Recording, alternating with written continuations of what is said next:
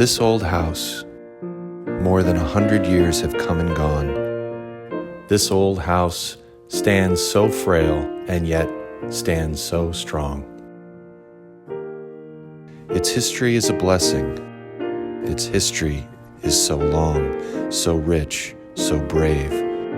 Its history is a song. Now sing its works with gratitude. Sing the stories of its past. Sing the history of dear Wellington. Sing it loud so it will last. And pray the words will fly with its message on their wings to carry lessons of its good work and make sure its words will sing. Hello, I'm Lydia Talbot. Welcome to Sanctuary.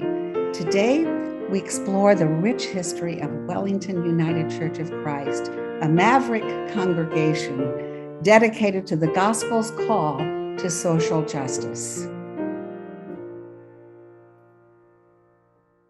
In the summer of 2020, the congregation of Wellington decided to sell their sanctuary, their spiritual home for over a century. For those 110 plus years, the building was more than walls. It was a community center, a place for quiet reflection, a place to celebrate and mourn and wonder.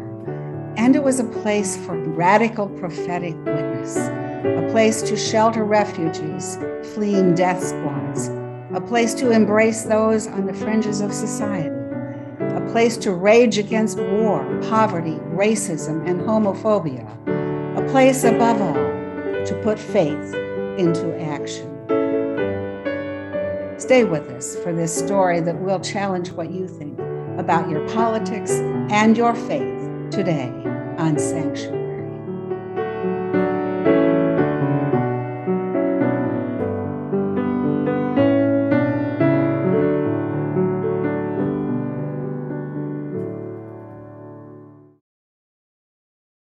From its very inception, Wellington Avenue United Church of Christ was dedicated to peace and justice. At the birth of the new century, it provided a haven to serve the whole community. Women played a key role in the church leadership and outreach. In 1910, 9 years before women won the right to vote, Wellington installed Lily MacDonald Merrill as pastor. At the height of America's involvement in World War I, the newly formed Women's Guild became a Red Cross auxiliary and made thousands of hospital garments for wounded soldiers, and would later help traumatized veterans returning home from war. Through this critical period of Wellington's growth, Pastor George Mills consistently preached on social issues to the congregation. He led Wellington in the fight against pollution from coal plants, cynically placed in marginalized neighborhoods, and planted the seeds of environmental justice with the Black Skies campaign. During the Second World War, when thousands of Japanese Americans were interned in isolated and desolate camps, Wellington sent messages of hope to the incarcerated. When the war was over, the women of Wellington again worked to welcome traumatized servicemen back into society, long before the recognition of post-traumatic stress disorder. In the 1960s, members took part in civil rights marches with Martin Luther King in Selma, and again when he came to Chicago.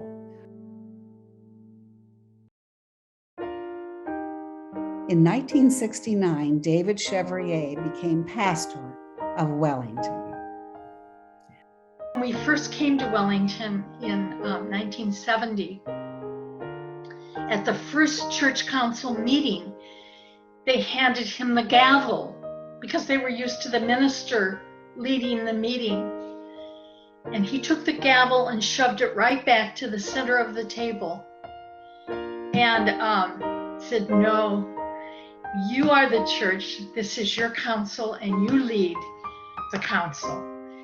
And I think that set a whole tone of lay leadership at Wellington. The church also began working against police brutality, the Vietnam War, supporting fair wages for farm workers, and advancing the rights of the LGBTQ community. Dave Chevrier contacted me. He suggested that I consider joining Wellington and exploring ordination through the United Church of Christ. Wellington called an openly gay person to congregational ministry, taking a bold risk in the mid-1970s. When Wellington said, "We invite you," that overwhelming sense of grace was like walking from darkness into light. At the time of his ordination, Reverend Sid Moen was the second openly gay minister in the United States. At the ripe old age of 70, Wellington intensified its progressive and maverick ministry.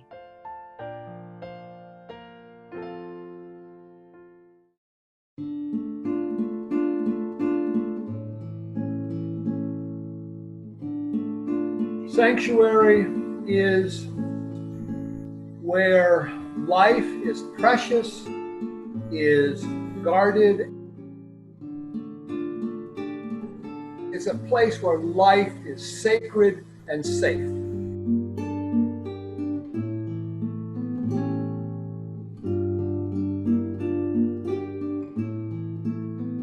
In 1982, when the U.S. wars against the poor in Central America were raging, thousands of refugees were fleeing to the United States.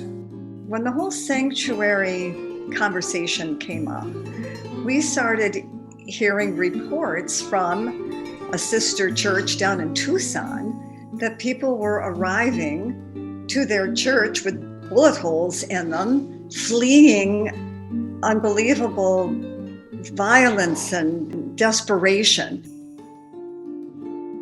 And so we started looking at what could we do to help that. It was not an instantaneous yes from the congregation because, of course, there were practical issues to consider, the possibility of our minister being arrested.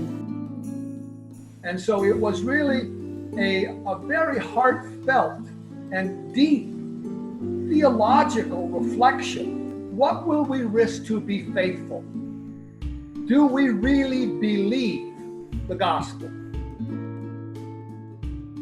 After careful discernment, prayer, and reflection, Wellington said yes. We initially, a Salvadoran family, the Guevara family, who lived within our church so that they could be safe from the violence that was threatening their lives in El Salvador. They did come down to speak to the congregation several times with masks on, so they could not be identified. In Central America, we were using death squads. If a refugee told the truth about what had happened to them and their village and their family, the U.S.-supported death squads would assassinate their family members still in El Salvador. I also heard a story when Reverend Sid Moen did the first worship service when the family was present, and it was a communion service. As they were preparing the table and going through the words for communion, he took a vase full of wine and poured it into the chalice, talking about the refugees, the fears, the violence, the disappeared, the murder.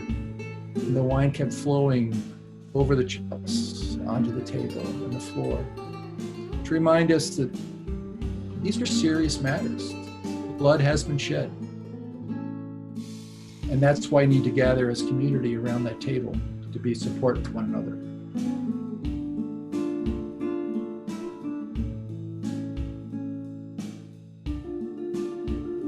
If you present a congregation with a challenge to be faithful in which they have to risk something, This is something that comfortable, privileged North American Christians almost never have to do. And Wellington chose to do so, and with that prophetic example, over 500 congregations said yes.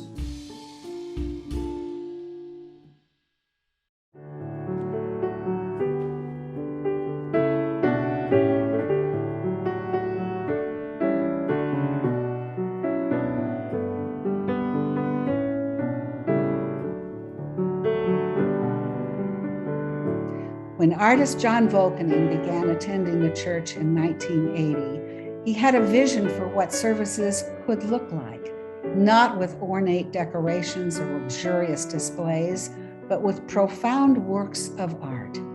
John's installations added depth, intensity, and meaning to the sanctuary, and he was named Wellington's first minister of liturgical arts.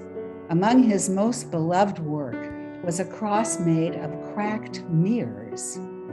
I really wanted something that would reflect the congregation, that would reflect light,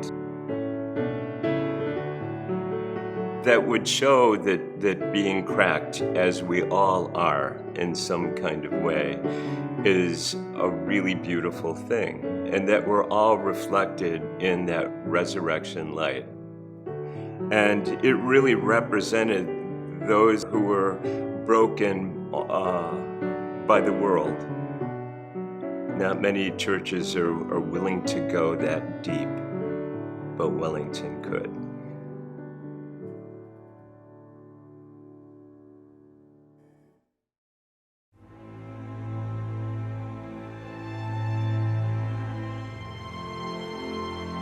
Since Hiroshima and Nagasaki, the threat of a nuclear war had loomed over the entire planet.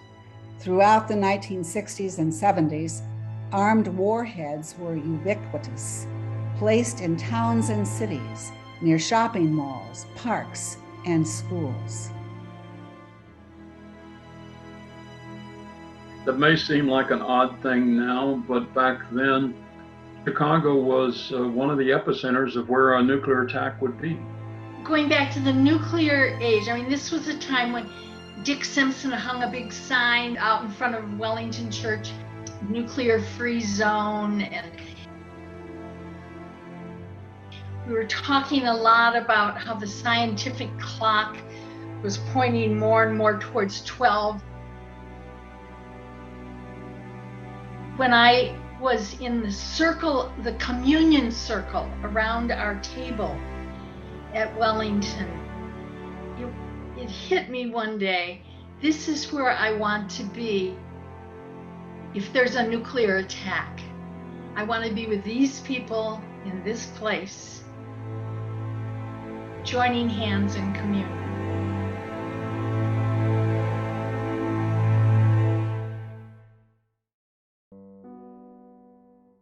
One of my favorite communion memories, it's when the altar was up in the chancel area. People had to walk up to gather around the communion table. And we had a man who used to come here, his name was Ron. And it was back in the 80s, and he had AIDS. And he...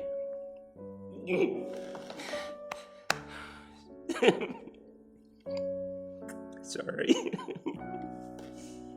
He had to be helped up the stairs by two people. And he would come up, and the congregation made sure that he drank out of the cup first, because we didn't want to give him anything. Instead of being afraid of him, we were afraid that we would make him sick. I think the most important thing was we all prayed together. We all sang together. We all hugged together. We all ate together. Everything was together. Nobody was an outsider. Everybody was included. It was just a together place to be in the house of God. The church's involvement in the anti-nuclear movement went far beyond the neighborhood. In 1984, the youth group adapted and performed Dr. Seuss's Butter Battle, a whimsical allegory for the nuclear age. There are two groups that are at odds with each other, the ones that butter their bread butter side up and ones that butter it butter side down. The differences in their beliefs about how you should butter your bread come to the point where it could turn into war. And we took it to the Democratic National Convention in San Francisco, and we carried all those crazy props around that were made out of paper towel holders and cardboard boxes, and somehow they made it all the way to San Francisco from Chicago because they were pieced together so delicately, but it was really special. It wasn't just a play, but there was a message behind that play, which was really important, and we all knew that message. By the end of the 80s, Wellington, by all measures, had fulfilled its mission of peace and justice. The congregation was not done, however. Once again, as the old Union song reminds us, the rising of the women means the rising of us all. It began with a lesbian couple going to see David and sitting down and saying to him, you know, we can't sing these hymns. The hymns all say him for God, and that's not who we are. We're she, we're female. And so hymns were changed. We would take our pencils and cross out the masculine terms and write in the terms that were inclusive. We alternated he and she for the divine, which was quite radical. Kauleza. Kauleza is a South African song. It comes from the townships, locations, reservations, whichever, near the cities of South Africa, where all the black South Africans live. The children shout from the streets as they see police cars coming to raid their homes for one thing or another. They say, Kauleza mama, which simply means, hurry mama, please, please don't let them catch you. Kauleza mama, kauleza mama, kauleza mama. Probably one of the most important parts of my life here at Wellington was my involvement in the anti-apartheid movement. When the church was protesting against the First National Bank selling the South African Cougaram, and it was like, how crazy is that the church, you know, is going to not want a bank to sell Cougaram? What's the difference? And they went out there and they protested. I thought there's never going to be a chance that they're going to be successful. And I just remember pushing the baby stroller with my child in it in front of the First National Bank of Chicago, shouting, First National Bank out of South Africa. And lo and behold, First National Bank said, we're going to stop selling Cougaram. So it was like, when you look back, it was, wow, that was a pretty impressive thing that a little group did. The congregation also questioned the United Church of Christ's own role in funding apartheid. After years of resistance by the United Church of Christ and advocacy by Wellington, the National UCC decided to divest.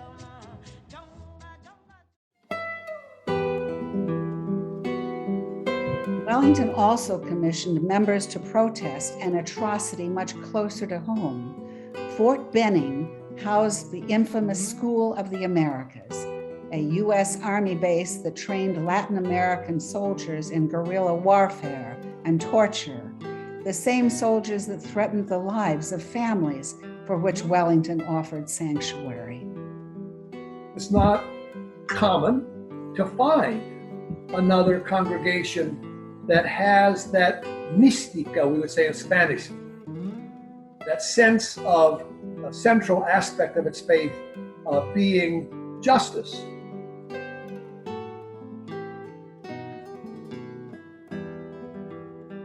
As the church approached its 100th year and the 20th century drew to a close, Wellington's commitment to faith in action was as vibrant as ever.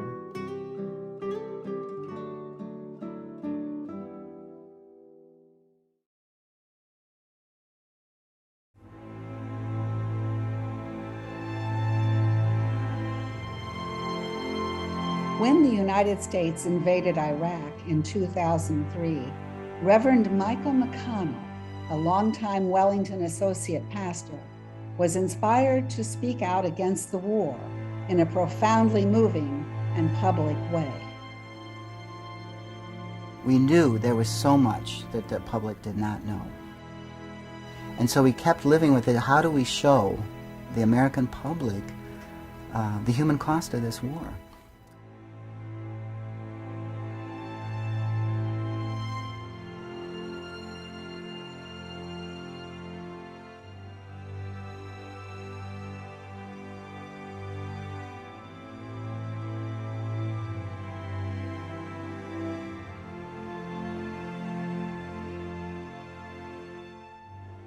I remember in Washington, May of 2004, and there was a woman that came up, a young woman who had lost her uncle, who was also her godfather.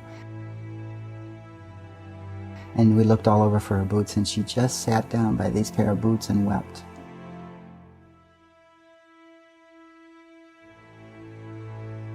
And it was like, all of a sudden it hit me. I mean, this is a way for people to show their grief.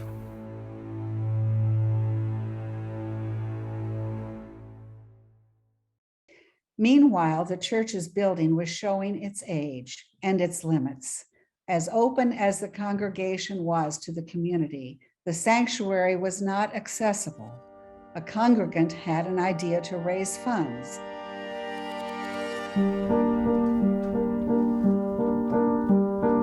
My whole family's in circus. And I was like, why don't we do a fundraiser to raise money for accessibility for the church? And we did it that year. To see the joy in the children's faces, I was moved almost to tears of how much fun the little children were having in our place of worship.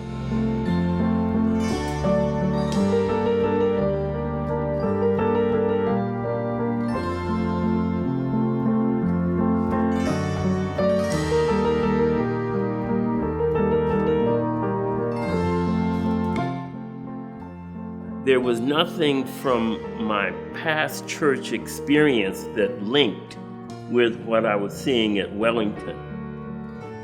The people seemed to have a different definition of what it was to be religious, what it was to go to church.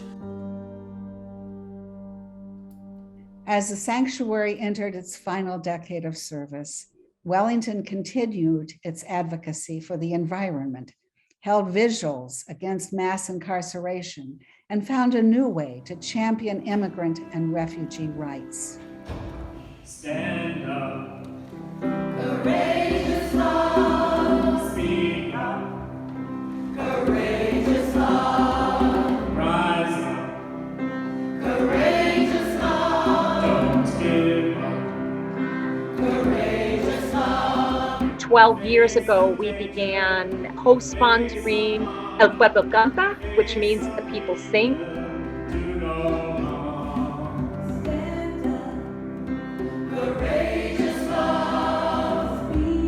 That's part of our ministry, bringing people together through El Pueblo Canta to celebrate the beauty and power and compassion of those people working in support of immigrants, refugees, and asylum seekers, including the people themselves who are directly impacted.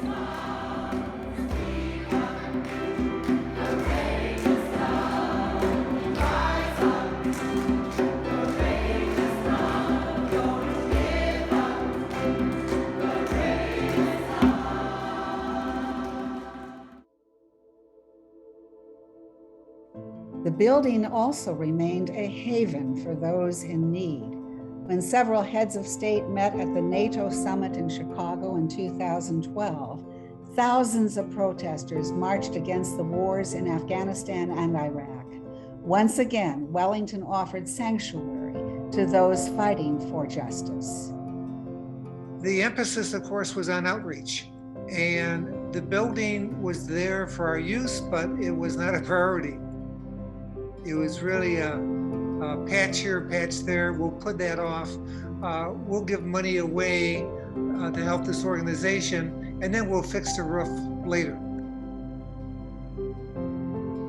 Meanwhile, the building continued to age, and the congregation grew older and smaller, and more time, energy, and money was needed for its upkeep. The congregation decided it was time to sell the building. It is an incredibly brave and faithful move for the people of Wellington to say, you know, this old house was a great house for a season in our lives, and it's not the house for us anymore. Since its beginning, since before its beginning, this community has been so clear about its call. Not only to be that prophetic voice that urges people to live out the gospel in ways big and small in their lives, not just to call people to do that, but to actually live it out together as a community.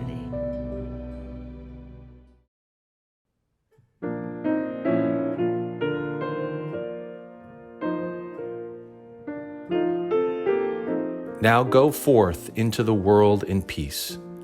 Be of good courage. Hold fast to that which is good. Render to no one evil for evil. Strengthen the faint-hearted.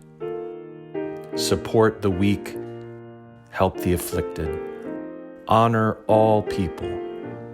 Love and serve the Lord, rejoicing in the power of the Holy Spirit.